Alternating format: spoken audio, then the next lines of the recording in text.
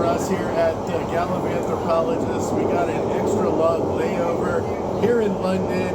We're going to go see Big Ben and Westminster and a few of the other like must-see things in like 3 hours, like a whirlwind tour. Maybe we'll even drop into a pub and have some pub food and a nice pint or so.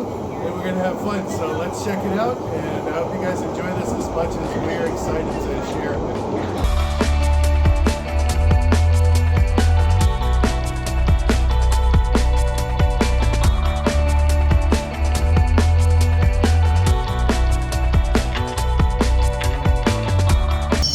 To get to Westminster from the airport, you grab the Piccadilly line and you get off at Hammersmith, and then you get on the Green Line, which incidentally is just like right across the tracks. And we're going to head up to Westminster and start our fun tour.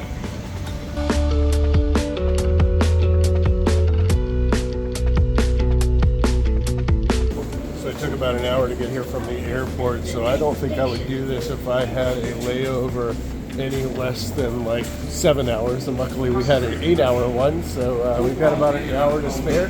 We're going to go enjoy 2 to 3 hours in the city. We decided to take the tube right to Westminster to get the biggest of the big out of the way first, and we're here at Westminster Cathedral, and we're here at Big Ben, and it just chimed the hour, which means we officially are on the clock with 3 hours to see London. So I hope you guys strapped in. Let's go experience something cool.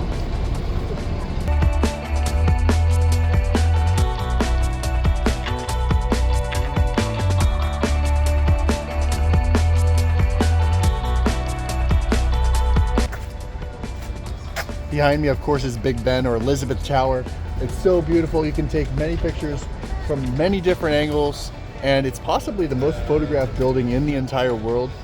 Not sure about that, but it's definitely going to be up there. So we're going to take a couple of pictures, and then we're going to move on.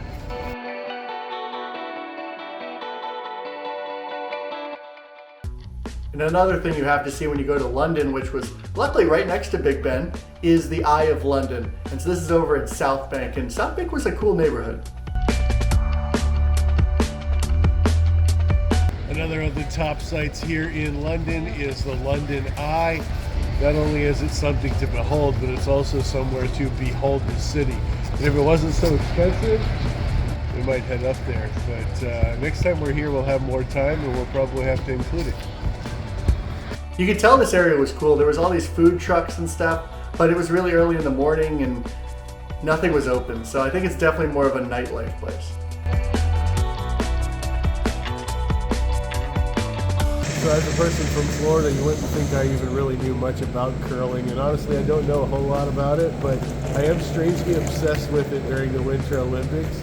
And there's a place here where you can eat, drink, and curl.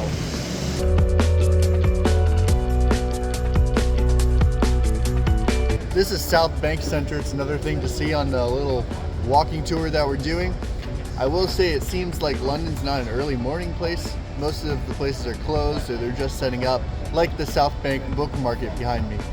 But you can tell there's a lot. There's like a bunch of trunks full of tables and books and a bunch of stuff. So I have to come back another time and get Caitlin a book or two. One of the less touristy things to do here, if I had known we were even going to be here, is mudlarking.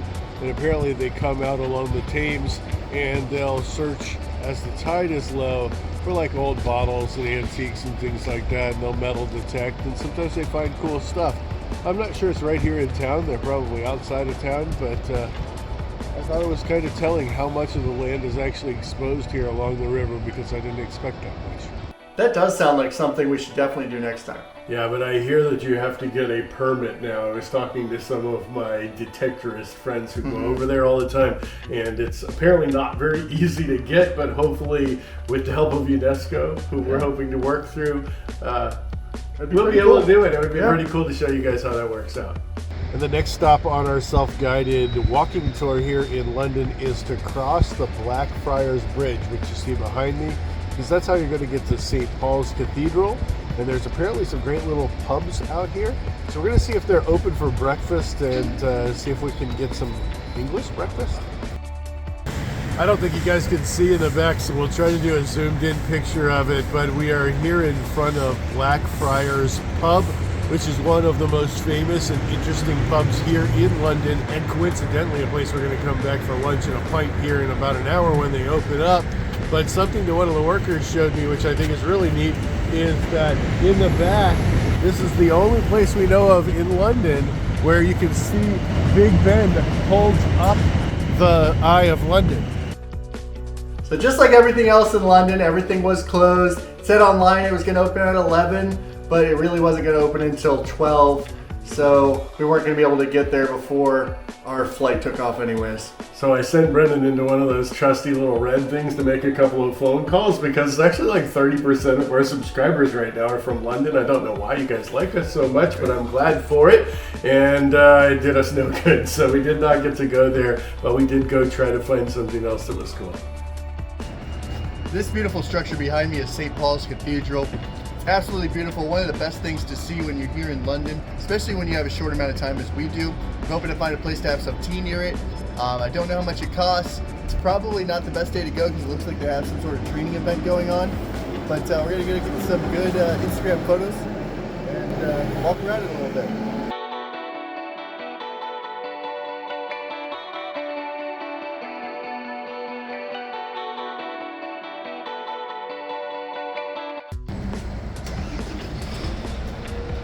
Hey guys, we're right next to St. Paul's Cathedral, and there's this little place called Tattles, a nice little bakery. Hoping to get ourselves either a coffee or a tea, but maybe some crumpets or scones. And unfortunately, the bakery did not have a nice full English breakfast, but they did have something quite English, which was a cuppa. What's a layover in London without a spot of tea and milk? And it smells delicious, although it looks quite clear. But I got some carrot cake to go with it. I'll go ahead and try that first, because I am hankering for a little bit of home, and I haven't had anything like carrot cake in like 3 weeks while we were in India.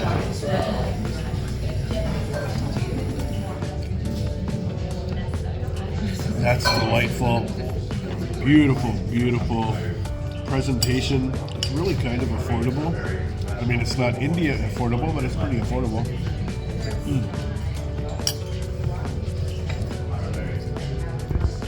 Cheerio. That's nice. And I get a nice cappuccino. It smells like home. It's really nice on a cold day like today. And I also got a nice little croissant with it. So I'm going to try the cappuccino first.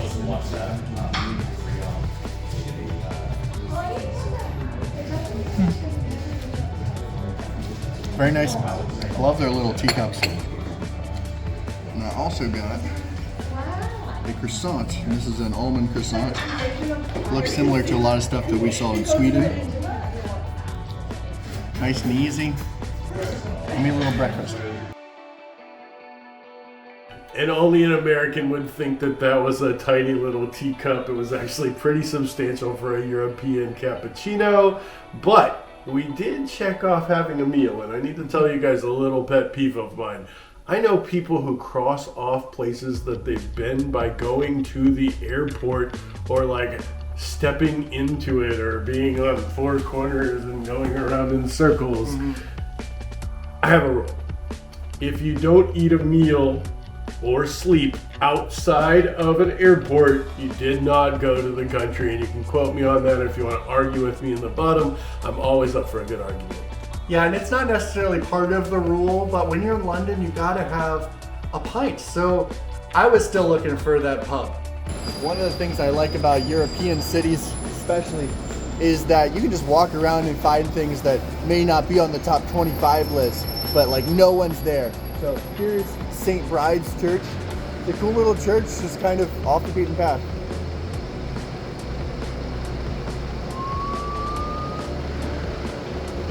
And much like almost nothing here in England, going into the little museum down in the crypts here and going into the church are free. So if you're on a budget, it's something to do. Spend about 15 minutes and enjoy it. Plus it's right next to a brewery and distillery that we're going to go see if we get lucky and they're open because we're still hunting for a pint here. All the places we thought we would go, all open after we need to already be headed back to the airport.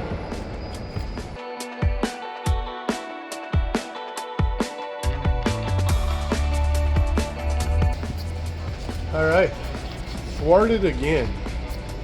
Okay, we're off to one that says online that it opens at 11 o'clock, and it's almost 11 o'clock, so hopefully we'll have time to grab something to eat and have a pint here in jolly old London before we head back home.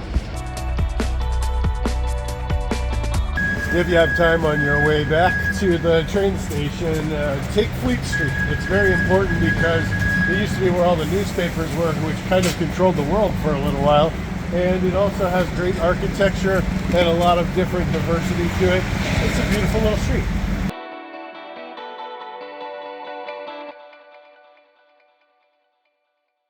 One thing I'm a sucker for is good Indian food, and since it's been so long since we had good Indian food, I thought we would pop right in here.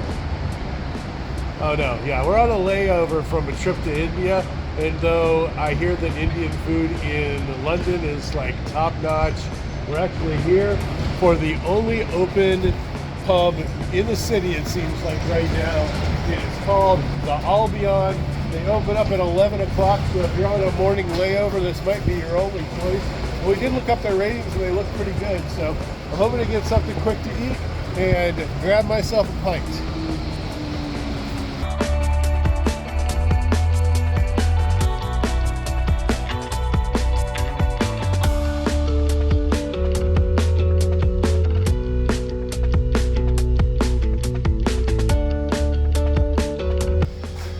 Are these still hand-drawn, these here? Yeah. Okay, that's definitely what we're gonna have to do. So we're gonna end up having some of the hand-drawn ales that are here because honestly, I've never had a hand-drawn ale. But one thing about Britain that I love and the UK in general is they've really embraced the microbrewery culture. As a matter of fact, if you really go back to it, they started it. And so we kind of take a lot of claim to that in America. But the truth is it started right here. He's got a lot of microbrewed beers here. They've kind of melded everything from all the microbrewery cultures. But if you're coming here on your first time, you just got to do it hand-drawn. And so we're going to have 2 pints. It looks like the London Original by Young's. And I'm very much looking forward to it.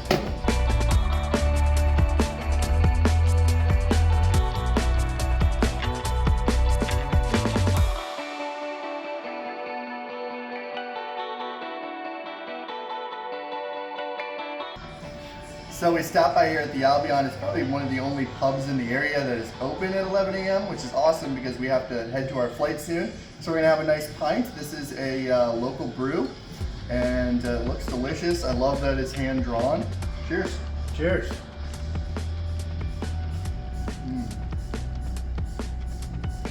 It's refreshing. It's pretty easy to drink. It's got kind of medium IBUs in there. Not quite as effervescent because of it being hand pulled, but it feels all the more traditional, and that's what life is all about. Go find experiences. And as we said at the beginning, this was quite a little bonus for us, and we were excited to be able to get out, and I actually got my 46th country there. Nice. And I'm getting really close to that 50 before I'm 50. You guys should all be trying to take that on if you're young enough. Yeah, and definitely we're going to be coming back to London at some point. This is just like a little appetizer of it, and I want to actually be able to go to some of the places. So going later in the day when everything's open will be awesome. But I hope you guys enjoyed that. And if you guys have been to London, drop in the comments. Let us know what we have to see next time we're there. And as always, find yourself on the journey.